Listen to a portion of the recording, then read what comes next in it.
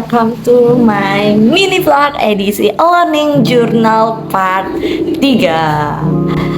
Jadi di Learning Journal teknik produksi film ini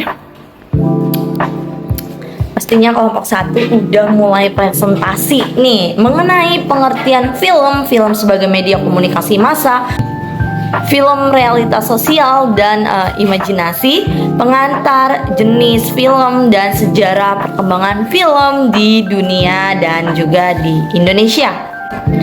Jadi kan pengertian film udah diomongin dari Learning Journal sebelum-sebelumnya. Dari awal juga udah diomongin pengertian film itu apa. Jadi film ini tuh juga dapat diartikan sebagai melukis sebuah gerak dengan memanfaatkan sebuah cahaya gitu. Nah, sejarah film di dunia juga udah aku jelasin di pertemuan kemarin ya. Sekarang sejarah perkembangan film di Indonesia. Nah, di Indonesia sendiri tuh film pertama kali itu diperkenalkan pada tanggal 5 Desember 1900 di Batavia atau yang sekarang disebutnya Jakarta. Nah, pada masa itu film itu disebut gambar hidup. Terus pada tahun 1905 film cerita tuh pertama kali dikenal gitu di Indonesia dan diimpor dari Amerika. Nah, film-film impor ini tuh berubah judul menjadi bahasa Melayu. Dan juga jumlah penonton dan bioskop yang meningkat itu karena film cerita impor ini tuh cukup sukses gitu di Indonesia. Terus pada tahun 1926 film lokal pertama kali dibuat yaitu Lutung Kasarung yang diproduksi oleh NV Java Film Company. Nah, ini tuh adalah film cerita yang masih nggak jelas gitu. Terus pada pertengahan tahun 1900-an film nasional yang sedang mengalami kesulitan ekonomi ini tuh harus bersaing gitu dengan banyak sinetron di televisi swasta, apalagi dengan munculnya laserdisc, VCD dan juga DVD. Nah, itu semakin banyak gitu orang yang dapat menikmati film dari impor gitu. Nah, barulah pada tahun 2009 tepat di 19 Desember ini film Laskar Pelangi itu meraih penghargaan sebagai film terbaik se-Asia Pasifik di Festival Film Asia Pasifik yang diselenggarakan di Taiwan. Jadi itu sejarah film di Indonesia. Nah, film juga bisa gitu sebagai alat komunikasi massa. Karena film juga banyak gitu memanfaatkan unsur-unsur seperti plot, dialog, konflik, penokohan dan sebagainya yang tercermin melalui adegan-adegan cerita yang dikembangkan baik bersifat verbal maupun non-verbal. Nah, film juga ini adalah salah satu jenis media komunikasi massa yang sering digunakan untuk menggambarkan kehidupan sosial masyarakat gitu. Nah, salah satu bentuk media massa yang paling efektif untuk berkomunikasi itu adalah film.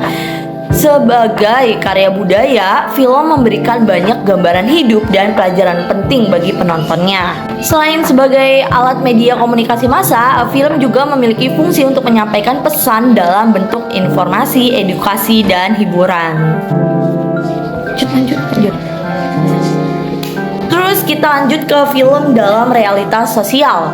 Nah, film ini tuh pada dasarnya adalah suatu sarana hiburan untuk masyarakat ataupun halayak. Nah, karena dalam hal ini film tuh sering kali gitu disebut sebagai hiburan semata. Padahal tuh jika dilihat dalam hal komunikasi massa, film itu dapat diartikan bukan hanya sebagai penghibur tontonan aja gitu.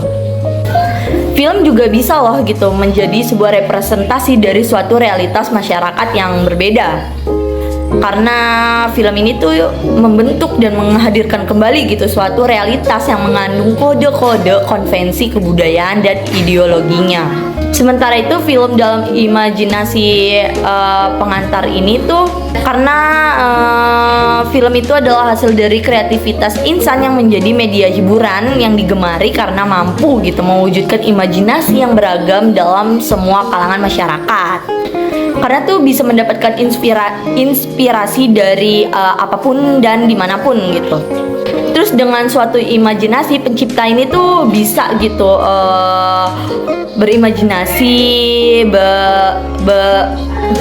perenungan dan kegelisahan yang dialami penulis setelah melihat kehidupan terkait dengan cita-cita, yaitu betapa bahagianya gitu ketika seseorang memiliki kehidupan yang dicita-citakan. Nah, begitupun juga sebaliknya, jika seseorang merasa gagal dan tidak menemukan tujuan hidupnya di usia tua, itu kayak bagaimana gitu.